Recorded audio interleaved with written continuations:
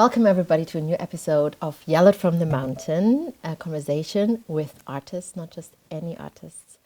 This time it's living ancestors, and you will see what I mean by that. So welcome today, my wonderful guest, Karina Griffith. Thank you. Okay. I am Karina Griffith. I am a visual artist. I work in film, curating, putting films together, making films, thinking about film in relationship to us. What? Oh, like what? Okay. Context, like what day of the week? Tuesday is messy moving towards tidy. Oh. See, I don't want to fight. No, hip hop. Yeah.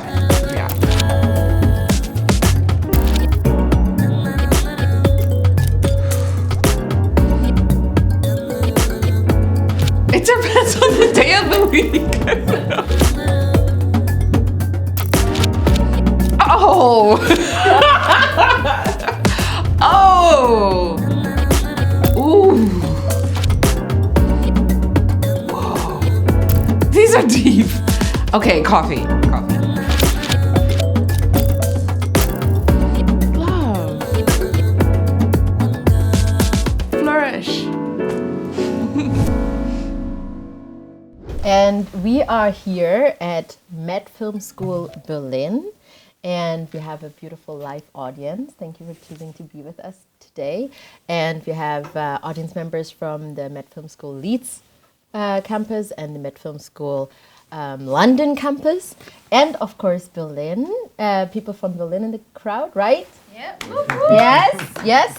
And yes, we're happy to do this Yell It season in cooperation with Med Film School.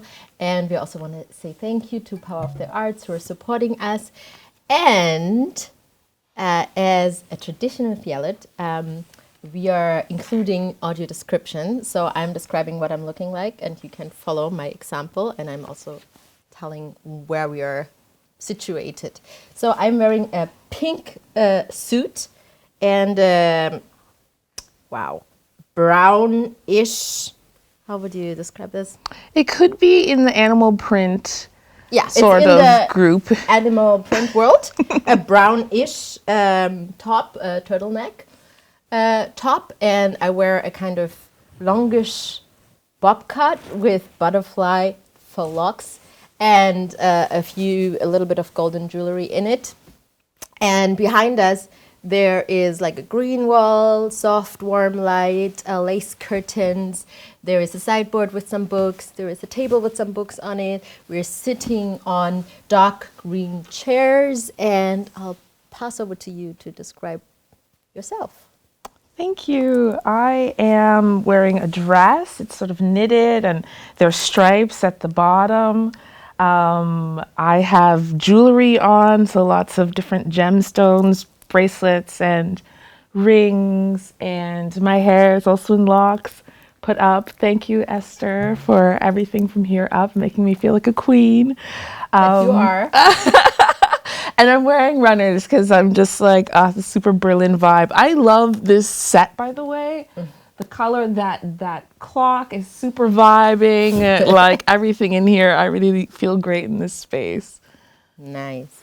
So I ask all my guests, I will ask you as well to introduce yourself. Who are you and what do you do? Whoa. It's always, I knew this was coming. Okay, I knew this was coming. But I find it so challenging. I think because I do so many different things. I think the one thing that connects everything is film and cinema. So I feel comfortable calling myself a visual artist. I work a lot with other visual artists and filmmakers, getting their film scene, putting films together in terms of curating film programs.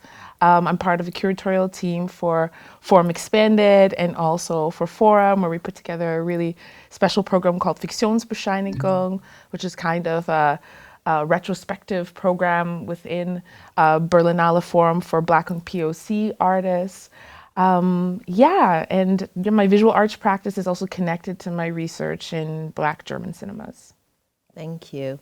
We have a few pop-up questions, so you can warm up to the more intense questions coming a bit later. So, if you could only eat one type of food for the rest of your life, what would it be? Oh, one type of foods? Are we talking like a region of the world, or are we talking like a vegetable or a bean? I'm asking counter questions, I know, yes, but food is important. Yes. I don't want to get this wrong. What type of food? Like, we can stay regional. Well, then, like Caribbean food, yeah. Okay. Like definitely Caribbean food. And what would be the answer for specifics?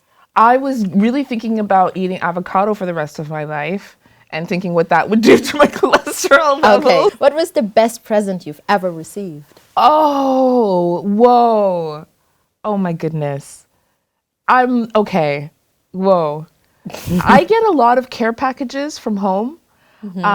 And so I'm not going to distinguish between the care packages, but a care package from my mom or my sister or my dad, like I know there's something in there wrapped with love, and it's amazing for me. So care packages in general. I get that. I'm from East Germany. So let's keep going. What song do you love to dance to? Oh, okay. I have songs for different sort of vibes.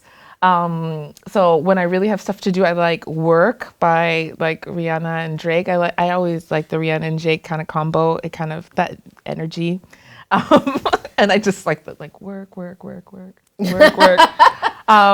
Yeah, that's in the background like every day in your office. I get it. Okay, whatever motivates you. What is the perfect way to start your day? Sitting on my balcony, listening to those birds in Berlin that are so melodic in the morning. The core values of YALET are visibility, accessibility, and empowerment. How do those major words, how do they manifest in your work? Visibility is a tough one, I find. I understand how it's important, but I find it's just one sense of knowing and being in a place, you know? And I think going towards the other two words, you know, about empowerment and accessibility, it's more about just being seen. It's about being heard, being felt, and even those more intimate senses of like smelling and tasting and touching someone like that. Those are the things, like if we can get to a place where we can be in a space and accept all of somebody, not just, you know, the visible, because that's where we stay at the level of tolerance. And, you know, I don't know about you, but I don't like the feeling of just being tolerated. Mm-hmm. Yeah, do you know the Latin meaning of tolerance? It's like, okay, the German term is erdulden, erleiden. So it has a lot to do with like, you have to suffer. I mean, to like, you're suffering. You're not really accepting. You're like, you kind of, it sounds like you're forced to accept, you know, and you're not really freely accepting. Yeah, something. like there's not a choice, because I feel that's the thing with tolerance. Tolerance feels like there's an option out of it, you know? And I think that's interesting what you're saying about there's no way out of, you know, being together respectfully. Yeah, absolutely. Now, we want to hear more about your work and your journey to being one of the curators at Berlinale. So let's go back and let's meet little Karina. Well, not too little. Let's go to high school. Like when you were like 15, 16 years old. What did you think you were doing? I'm sure you didn't think of curating maybe at this time. What was your vision of what you will be doing when you were later? What were you interested on? It's interesting. Yeah, people always ask you, like, what do you want to be when you grow up? And I learned very early what I needed to say to make people happy. So when I was very young Karina, I would say like a nurse, because people would just be like, okay, good, and then they would leave me alone. And then I switched to art therapist because I thought, okay, that's creative, you know, it's like a nurse, but it's still artsy. Because like as a, you know, child of immigrants, Caribbean parents. pleasing, exactly, you know, I feel that. Your parents, you know, economic migrants, they moved to Canada for me to have a better life, and for me to say, I want to be an artist, like, yikes. Oh no, that's not why we left. That's not, yeah. I know, so exactly. it's really, and that's, you know, part of the reason why I really am passionate about supporting, you know, first generation, second generation people who are artists. 'Cause I know how hard it is to stand up and say, I'm an artist, you know. So yeah, I think I was hiding behind probably art therapist still, 15-year-old Karina. So you went on studying journalism. Yes, and so I have a Bachelor of Journalism, a BJ, Okay. and then I moved on to a Master's in Feature Film, which I did at Goldsmiths College, University of London, and that was a program where I was a producer, writer. So I was writing my first script and producing it, and I had already, at that point, produced one independent feature film in Toronto. There's a program called the Canadian Film Centre. I ended up producing the feature film of one of my mentors and facilitators who was teaching me film. So how was that? It was intense. It was intense. Yeah. I was very young and new. I mean, like, I don't recommend starting with a feature film as the first thing that you produce, but it was trial by fire. And I remember not always knowing what my role was. Like, you know, sometimes I was like, you know, trying to fight for my director, making sure that he had everything he needed to set his vision into motion. And sometimes it was like baking brownies on set for the crew because, you know, just for vibing. And so I wasn't sure what the role was. But it's interesting that we talk about it because I see that kind of thread of, you know, care, you know, which is part of curating and the work that I do with artists and film. Yes. By the way, the CFC, the Canadian Film Centre, you make it sound like this little small institution. It's very reputable. Like so many people want to get into it. It is a program where you can do like a 6-month acting conservatory, and a lot of like well-trained actors just go there to get the CFC stamp. Can you take us to the point where you became a PhD candidate at U of T in cinema studies? Can you tell us a little bit about that journey? Yeah, so I mean, so after I produced, the feature film was called Horsey's Retreat. It was directed by Tony Asimakopoulos. And directly after doing that, I came to Berlin. I came for the Talent Campus, actually. I heard recently they don't call it Talent Campus anymore, so I'm dating myself. Back then it was called Talent Campus. Now it's just called Talents. Yeah. So I came for that, and that was such an amazing experience. Just really, for the first time, being in an international film environment. And like, for me, it was really international. Like, people from countries I'd never thought of, you know, like somebody saying, I'm from Georgia, my country has one feature film a year, 1 year it's going to be my film. And just like, oh, wow. Yeah. You know, so that was like a really amazing experience. And I should say also, you know, like I was part of this video arts cooperative. Again, it was called SAW at the time, now it's called DARK, and I was making films, and that's where I met Tony Asimakopoulos. And so I had like a kind of film practice, and then I recognized, okay, there's a need for producing, so I went that route. But then I recognized, you know, there's something about questions and investigating those in moving image, and then starting sort of with the moving image, with the film, with an experimental film, and then making that your thesis, and then from there writing about it. So it was a moment, I think, doing so many things in Berlin, just recognizing at the end of the day, I'm a nerd. Like, I'm really kind of a nerd, and I really like to spend time researching and thinking and, you know, juxtaposing very disparate ideas. And that's a kind of my happy place. So as much as I think I was fighting that because my dad had a PhD and then ended up, you know, so I saw that like academic life from far away. So part of me was running from that, but then recognizing like I really enjoy nerding out and thinking about thinking about the labor of moving images. Like, what do moving images do? You just recently handed in your thesis. Congratulations.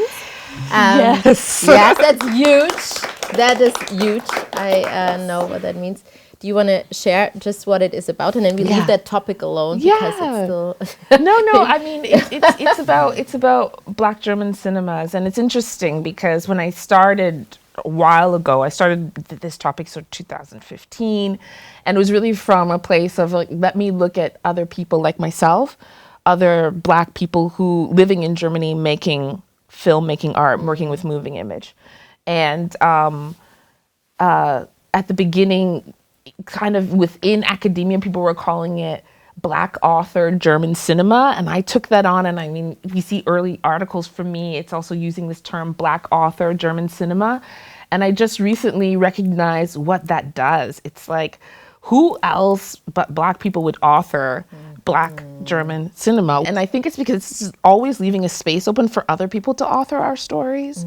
And so I've come a long way where I'm just like, no, I'm claiming back this term. I'm just going to call it Black German cinemas. And the plural is important as well. You know, for me, just also in thinking of communities, like different ways of being part of that place. You know, I think just to open up these kinds of labels, and these labels do different work in different places. Yeah.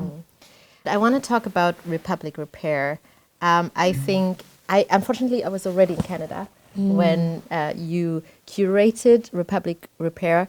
I'm going to ask you to explain a little bit what it was about, but I think with that, because I heard a lot about it and a lot of people who have been involved, I think it was either the first time or one of the first times that their works has been publicly read, and there was a reaction from the audience, and that does something as a writer, right? Like you write something in your little room, and then you're like, ugh, does it work or does it not? And then once you test it, you get encouragement, right? Like it really lifts people. And I think one of the people involved was Yatri, who's like our part of our team, of our Yellow team members from the beginning. And it's a film that we actually developed together, and a short film that we, in the end, actually it produced. And so thank you at this point, but also tell us a little bit about Republic Repair and how it came about. Yeah, so I was working as an artist and also doing work with Bauhaus Naunenstrasse. And I really kind of pitched this idea. They have done a series of sort of Black festivals, like Black Lux being one of them, I think the first one. And that tradition continues. But the idea of thinking about reparations in a different way. So it came out from, in a way, my Caribbean roots. CARICOM, which is, you know, the Caribbean government body, they came up with the 10-point plan for reparatory justice. And this was already in like 2013. And what I found so exciting and interesting about that was, instead of thinking about, okay, reparations for the enslavement of Black people, this is how much money we need to have back, and this is what we want back. It was like, before we even start putting numbers on things, let's talk about what happened. So they had 10 points. So like psychological rehabilitation, health care, also debt repayment. And so it was so interesting. There's these very clear kinds of categories in which to think about what needs to be repaired. And I love the idea of this model, taking that and applying it to Berlin, Germany, Europe. What would be our repertory plan? And more than that, like the idea of repertory imagining. So it's called, 10 Demands, One Festival for Repertory Imagining.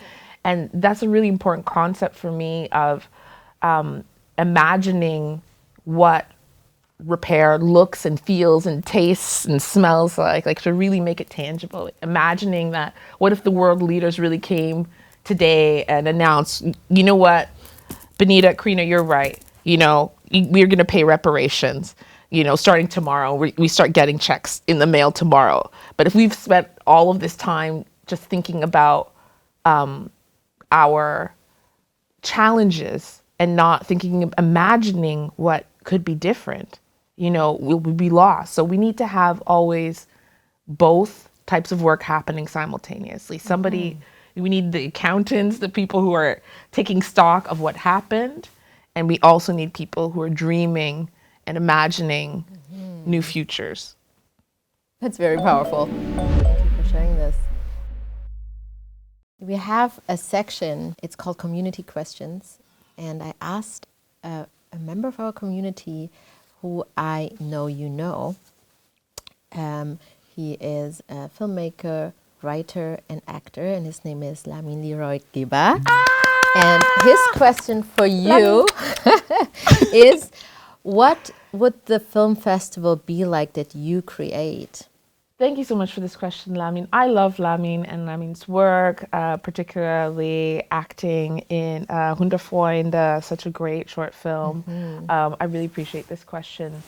I had an opportunity, actually, to sort of co-create the film festival together with Black Arts Action Berlin, BAB, and it was called Black Reels Film Festival.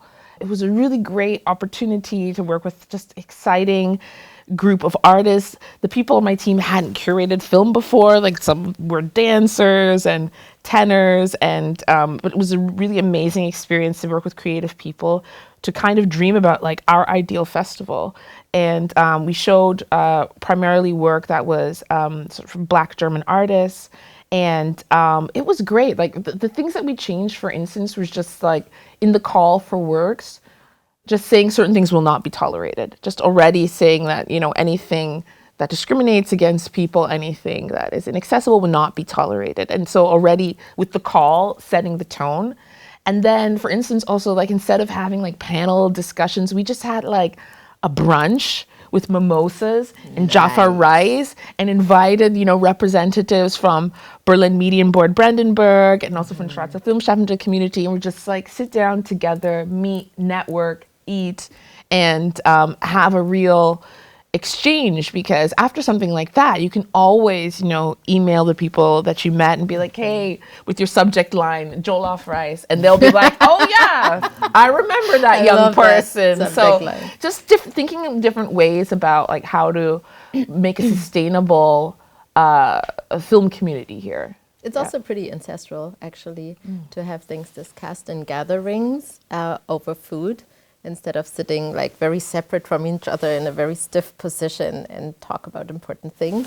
That's I don't think that's how our ancestors communicated. So let's talk about curating and programming. So you already mentioned for Berlinale Forum and for specifically for Fiktionsbescheinigung, and I know you do a lot to bring forth filmmakers that I think didn't have the opportunity maybe to showcase their work. Thank you for doing that. I told you earlier that Sherry Hagen was sitting where you were sitting, and I mentioned that her film was in Berlinale, and she was just sitting there, Karina Griffith. So I thank you for supporting filmmakers who haven't had the opportunity to show their work to a broader audience. So my question is, when I look at Berlinale, you know, it's unfortunately still the case that the heads of the different sections are dominantly white, and they have all the decision-making powers. Share what you can share. Do you see that changing, or what do you think can be done from a curator perspective? How can structural change be brought forth in the future? Yeah, I think it's really interesting, this relationship between programming and curating, and it's something that I really spending a lot of time thinking about, because often I feel I'm invited to curate something, but it's actually programming. And just to take a step back, for me, programming is more quantitative.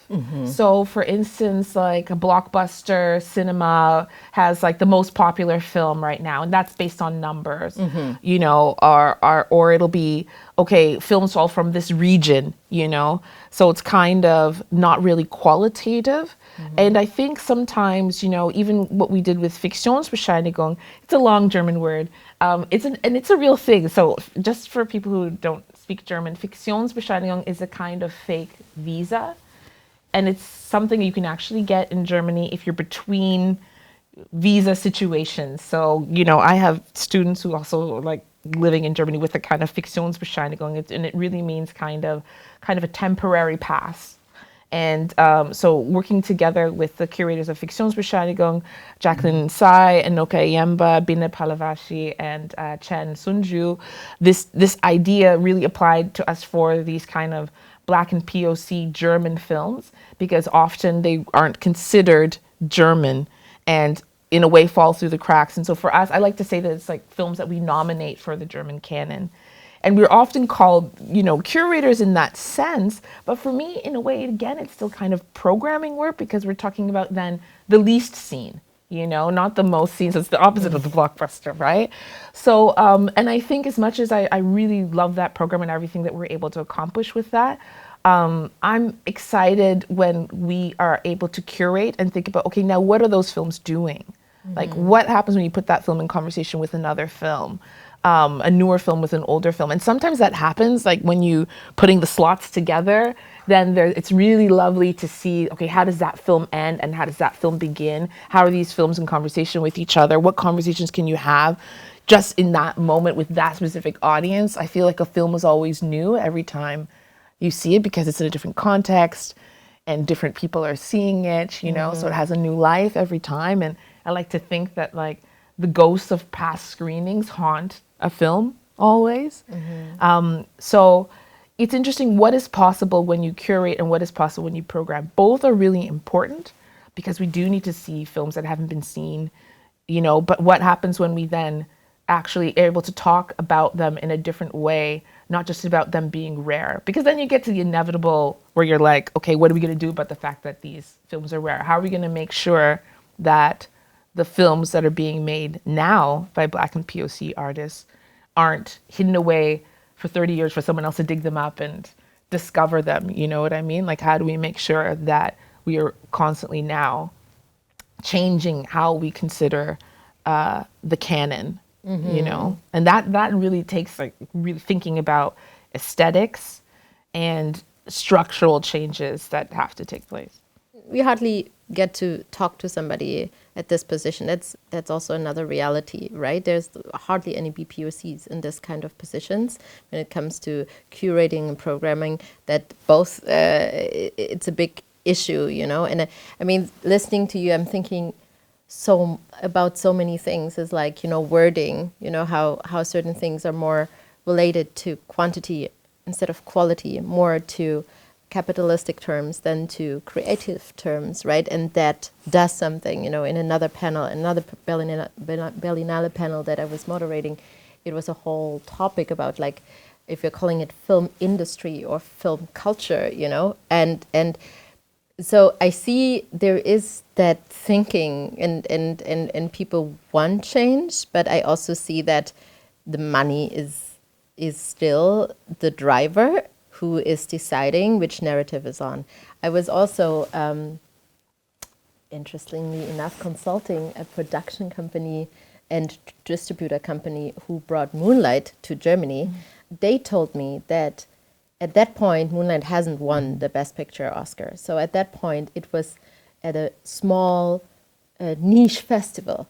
And I feel like they were a little bit proud to say that, you know, they're like, well, we discovered, you know, at a little niche festival and we saw the beauty in it and so on. And I was like, this is so crazy, you know, this very powerful movie. If it wouldn't have won the Oscar, maybe it would have still be considered niche. And that's the problem, I think.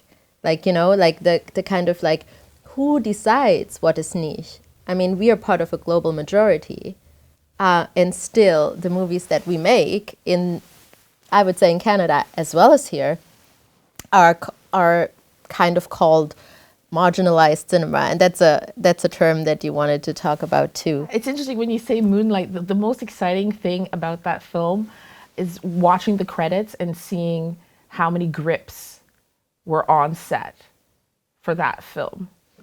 Like that for me, like I talking about nerding out on film. I love reading the credits because I feel like you can totally read the film through the credits. And so for those, I know you guys know, but like the grips are the people who hold the lights in place. So if you have like 17 grips on a film with dark-skinned black protagonists, you know, like, because everyone talked about how the skin glows and how beautiful it was, and I was just like 17 grips. I think it's interesting what you say about Moonlight and how it crossed over. It could have been like a minority, marginalized film, and all those labels also do work when they're attached to films, right? And it became a kind of crossover, I guess what you would say. Like it became a film that reached many different audiences. And it was interesting because I remember people talking about that film, and there was a kind of urban myth about the film, if you remember. Everyone was just saying, oh, when you watch Moonlight, the credits roll and nobody moves. And people are crying, nobody moves. So it was interesting how that film just came into consciousness. And it would be very interesting to figure out what came behind the scenes to get that Oscar nomination, for sure. And how could we get that here? I would actually use this opportunity to open it up to the students. I just wanted to know if there was like any particular curations that you've done that you feel have like the conversations that you feel have been really powerful, and the themes that you think have been like especially interesting that you've curated in that sense, if that makes sense. Yeah. Thank you for that question. What comes to mind is a project that I did with the Oberhausen Short Film Festival. This is a very old film festival in Germany, and I was invited by Tobias Hering to go into the archives. And it was a project called Reselected, and it was about like sort of analog, tangible things in the archive. And film archives are a kind of, interesting place for me because even considering the work that I do, I'm not often invited with welcome arms in. And another one of my visual artworks is entirely about the fact that I couldn't get access to a certain film. But going back to this curatorial project, in that archive, I found a catalog for a festival that took place within the Festival of Oberhausen was 1993. Called Confrontation of Cultures. So the head of the festival, Angela Hart, was interested in Black aesthetics in independent film. And to that end, invited different curators. So Coco Fusco was invited from the United States, and June Giovanni from the UK to think about Black UK films, and then they had like LA Rebellion films from the States. They even had a Canadian woman who was programming Caribbean films, which was really interesting because it was actually Canadian Caribbean films. So they made the leap there. But what I was interested in was how there were no Black German films. So this desire to look at Black aesthetics and independent cinema.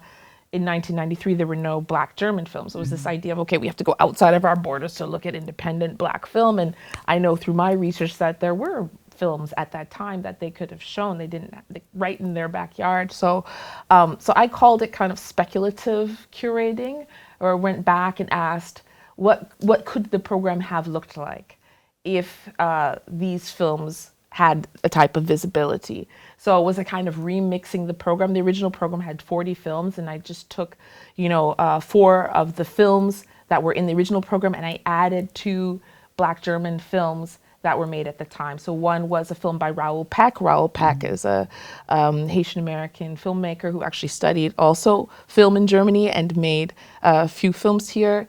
And another film was a film by Vanjiru Kinyanjui, who is a Kenyan filmmaker who was studying in Berlin at the time, and in the late 80s and early 90s, I made a film called A Lover and a Killer of Color. And so I added those films into the mix.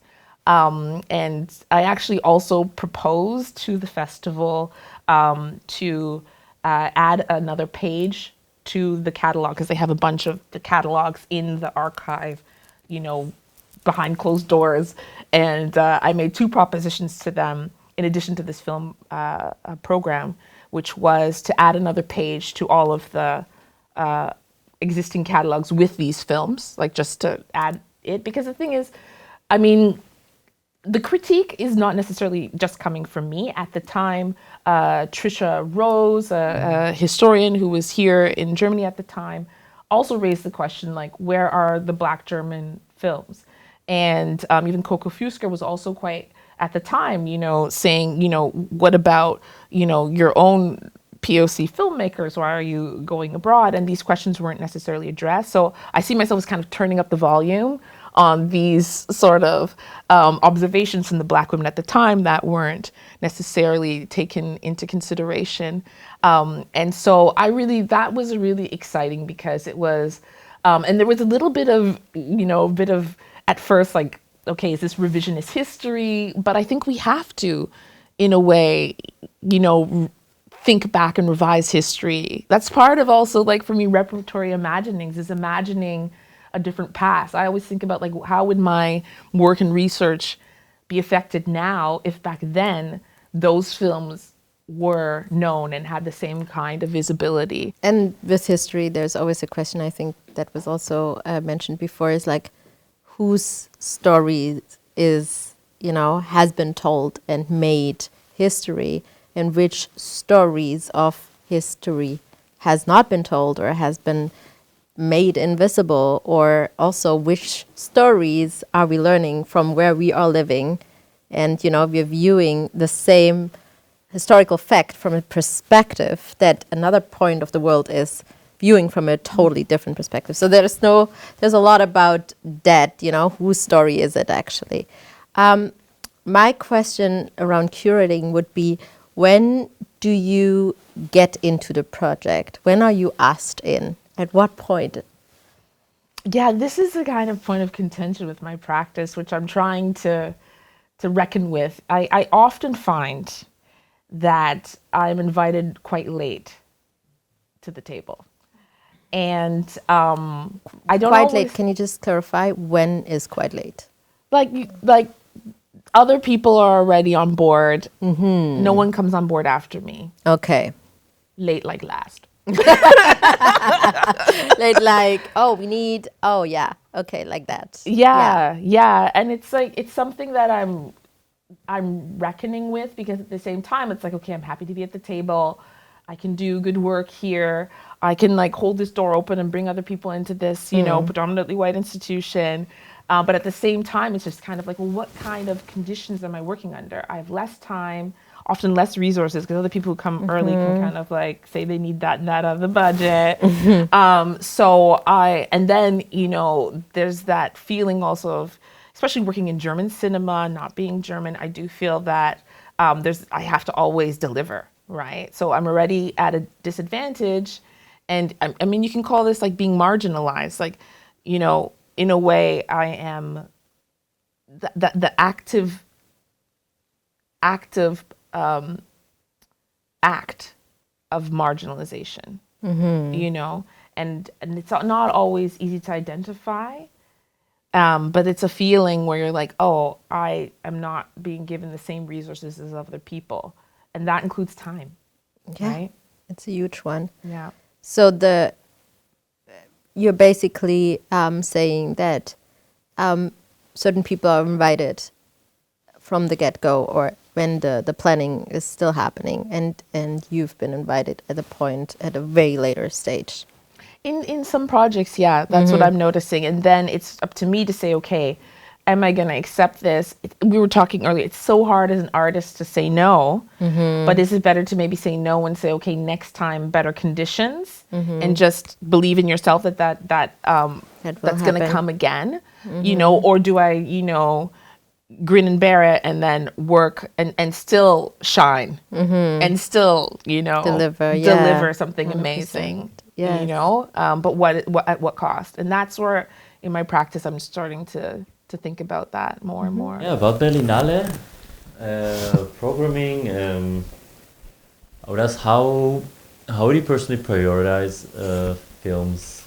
I mean, you're programming for Forum. Which films would be how would you prioritize them? Thank you for this question. Apart from being good films, of course. I love that she said that. So before I forget, so I am on the team for Forum Expanded, and the head of the sections are Uli Simon and Ala Younes, and then we also have Shai Hereda on the team, so there's 4 of us. Good films, bad films.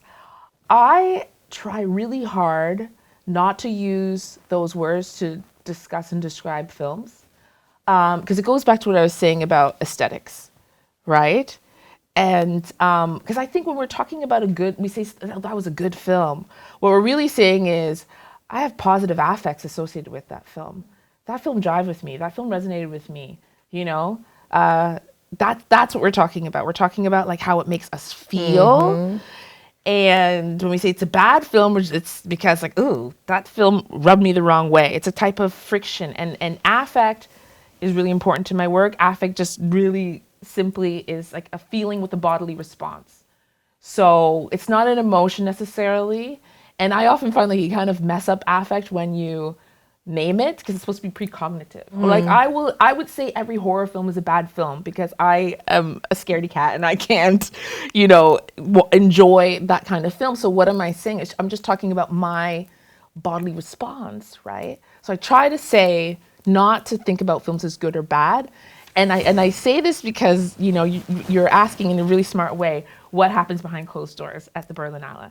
And I appreciate that question. And it's a lot of this, like, because the people I work with are so smart. They're so smart. And that's why I love working there. But we still fall into these traps of good, bad, and trying to parse it out. Like, are we saying... can we get back to our conversation about the work? What kind of work is this film doing? What is the labor of this film, and how can we put it in context with other films, and really have a conversation about those things? Well, thank you for sharing that, and I think it applies to many fields. And it's connected to what you were saying before about capitalism, you know? Like, are you going to have the best technology? Like, who has access to the best technology and the most amount of time, as we were saying, you know? So you might have a film that looks, quote unquote, amateur and say, oh, it's not a good film, it's not well shot, you know? But that's just because of the type of aesthetics that we're used to, right? Like, what is the film doing? What kind of work is that film performing? That's trying to get to that and not look at the other things necessarily, to be more forgiving, to give the benefit of the doubt to a film that's trying something new, especially formally. That's exciting. So I prioritize that. My question would be, for example, if I have a short film and I want to submit to festivals, what would you recommend? What should I take care of? What should I look for to be successful with the film in short films? Yeah, that's a great question. I think one thing that's really important is to understand that there are like top tier festivals, like they're really, you know, a different kind of hierarchy of festivals. So I would say everybody should always try for the top festivals first, but these festivals always want to premiere. So I'm talking like Cannes, Rotterdam, Toronto International Film Festival, Berlinale. You know, these are the top festivals. It's expensive to apply, so if you can get somebody else to pay that fee, or you can ask a festival to waive a fee, always, you know, try to do that, because I think it's kind of discouraging with those fees for those top festivals, but it's worth trying. It's also really great to network, because if you know somebody at the festival, or even like 3 degrees of separation from the festival, and you have somebody looking out for your film, like that is so important, to have somebody looking out for it, you know, that somebody's heard about it and they say, okay, keep an eye out for that film. I think that really gives you a leg up, to be perfectly honest. You know, there are films that just, you know, come anonymous in, but they aren't necessarily watched first. If somebody's looking out for your film, they will watch it first. So, and that means networking. That means going to festivals. Like, it's really important to go to the festival and watch programs where you see your film, where you can see your film. That's really important, to do that research and to not just send your film into the abyss without knowing where you're sending it. I think that's really important. So try for those first films, bigger festivals first, and then really you have to be careful about the premiere status to make sure that some of them will want a world premiere. Most of those bigger festivals that I named will want a world premiere or European premiere. So to not burn your premiere by showing it in a little screening, even if it's public, you know, like if it's a private screening, okay, cast and crew screening of 200 people. You know, maybe keep the pictures off of your social media, you know, but like something like that can burn your premiere, right? So really important to create a kind of festival strategy, and your film really isn't done until it gets that premiere. So, you know, sometimes we get films and they don't have the year, or they already say next year, you know, so your film is still new until it has that premiere. So if you don't get it at, this year, then, you know, if your film hasn't had a premiere yet, then maybe you change the date on the film and it's next year, you know, just to remember that kind of, you know, coming out party for your film is really important.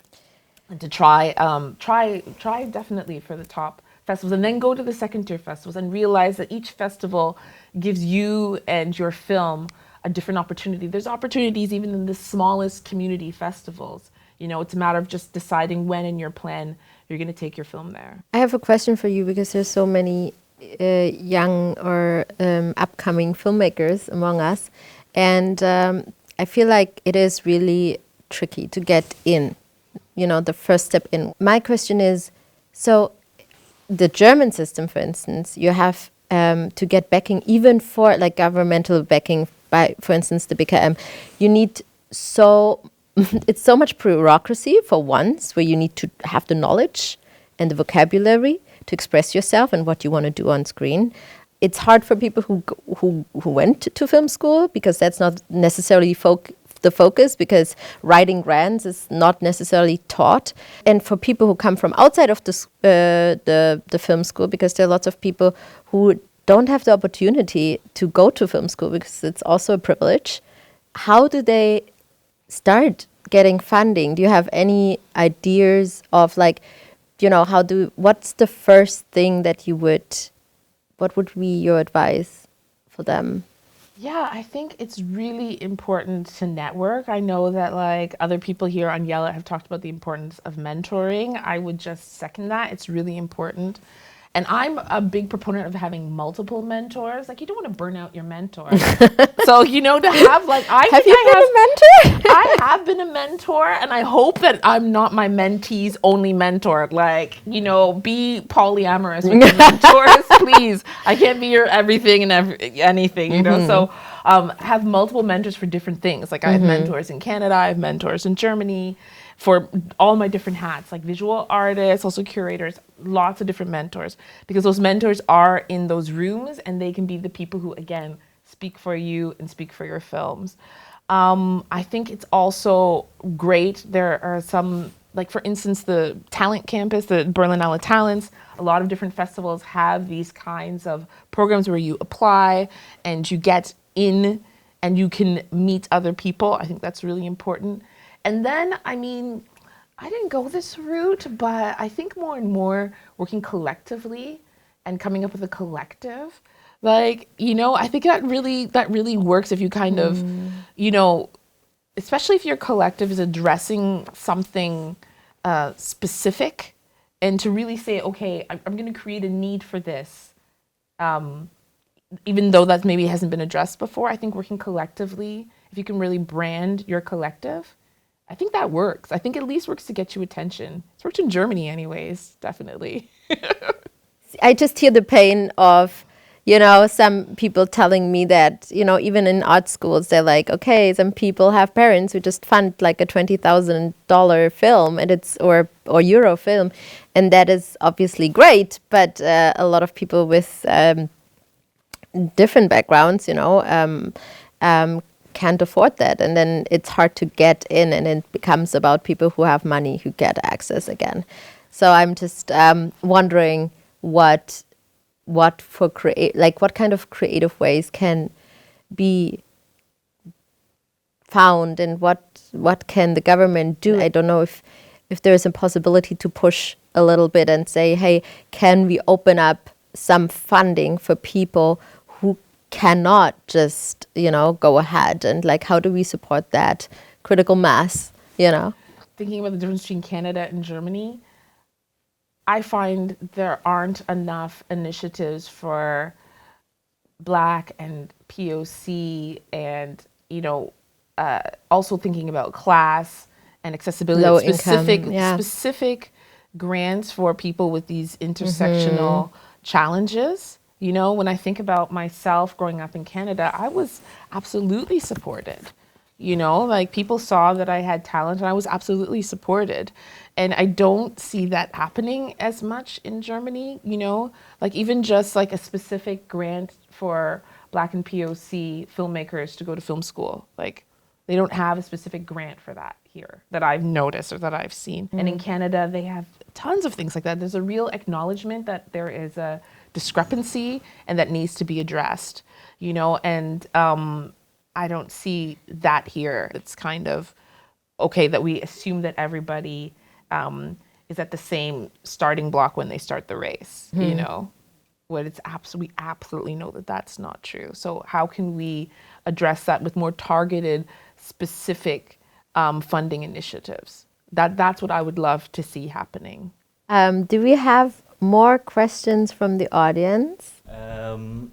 Again, let's talk. I want to ask about basically integration in industry in beloved Deutschland, especially for an immigrant. I assume that you did not speak German before moving here, or did you? No, I did not. I didn't. Basically, how did you manage to come around? What are tips that you could give to people who don't speak German as a native language? Wow, I appreciate this question about German because I love the German language. I think it's really beautiful. It's like Lego.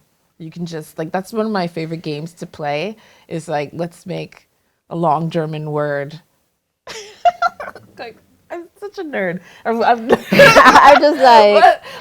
because you can just put things together. Like you could say, oh, I see what you mean.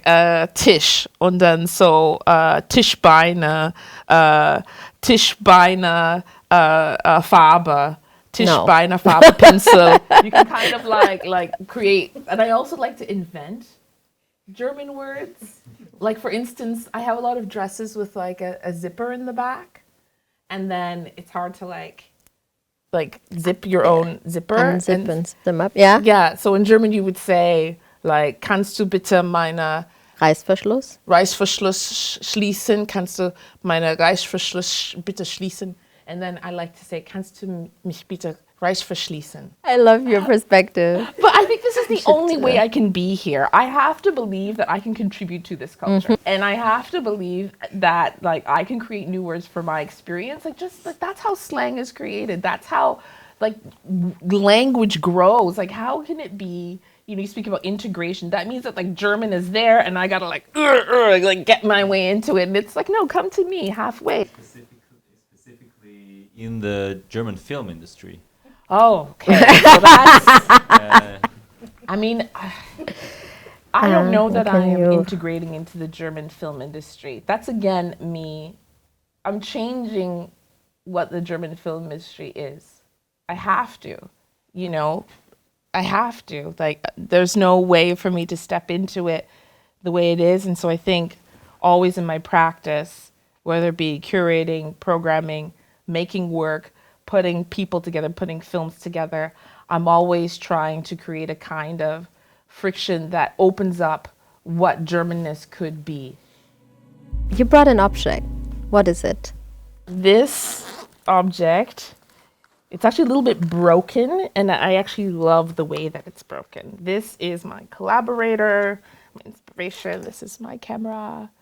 And wow. It works? It works. It does work.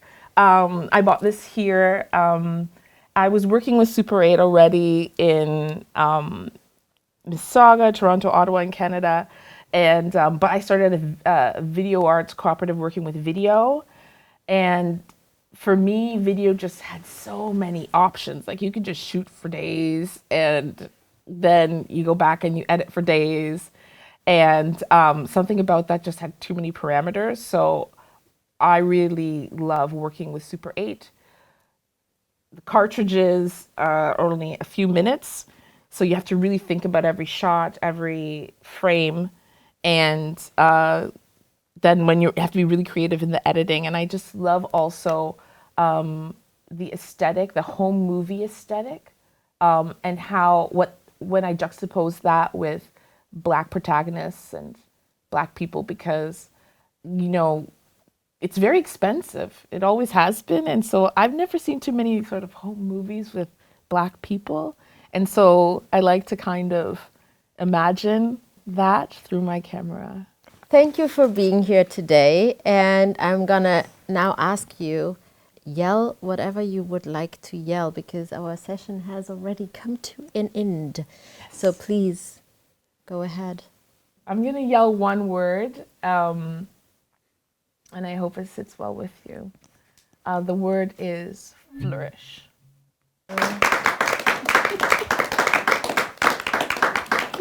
So, thank you for coming, Karina, and sharing your knowledge, your wisdom, how you fight, how you open doors, how you open zippers in all kinds of ways. Thank you, everybody, for coming, to the students who traveled all the way to come to Berlin. Thank you for not being in Bergheim, but it's a bit early now. But thank you for being here tonight. And thank you for Robert. Robert Leniger is the principal of the MedFilm School campus in Berlin. And we sat here in July or August in the cafeteria, and I told him, so I have this format, it's Yell It, and it's really cool, and it's not yet been, maybe we can do a cooperation. And Robert was like, yes. And I was like, wait a second, I'm not finished with my pitch. And it was like, it was really, really great that you just opened the doors and you could see it, or I don't know, maybe you couldn't, but like you just said yes, and you trusted me and you trusted the idea and our team, and I feel like it came together so beautifully. And I really want to say thank you to everybody here behind the camera. You all have given me lots of warmth and smiles, and it's actually beautiful to see a diverse crew. Thank you for my incredible, from the beginning to the end team, Carol and Yatri, and our new latest team member, Sarah, who is from the MedFilm School, who just joined, and it made it seamless, like she's been there from the start. Thank you for all your smiles. Thank you for Esther and Nalani, who did hair and makeup on those, and for all these beautiful women. Thank you to all the guests that were here. It has been incredible. This is the first time for me to host an own show that we in a team created, that with the studio setting and everything. So I just had to say that all. Thank you, thank you, thank you. I'm so happy, I'm so pleased, and I can't wait to share it. And please help us share this online. It's just on YouTube and Instagram and MedFilm School, on the MedFilm School page. And so we don't have a big marketing strategy. We don't have a big network backing us. It's just the viewers that will, you know, we are the distributors. So it's up to you if other people get to see and hear this. Thank you if you do share it, if you did like it. And otherwise, have a beautiful weekend and be safe.